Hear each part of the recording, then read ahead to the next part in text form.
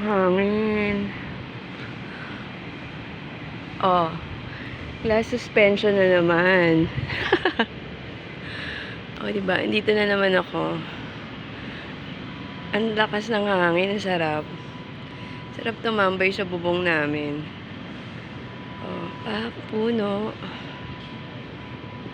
Wala nang bakas ng Karina. Oh, hanap ako ng nililinisin. Nilinis namin yung baba. Ko pala. Kaya magko-kontra ritual na naman ako mamaya. Para walang lamok.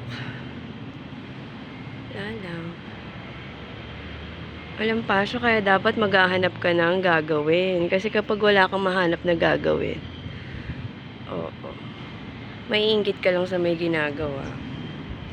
O, hinangin ko lang. Hanford. Kita pa ako ng mga ari-arian sa baba. Diyos ko. Nakarina pala yun kasi iniisip ko, bakit tuyong-tuyo na? Yun pala, hindi ko lang talaga siya napagtuunan.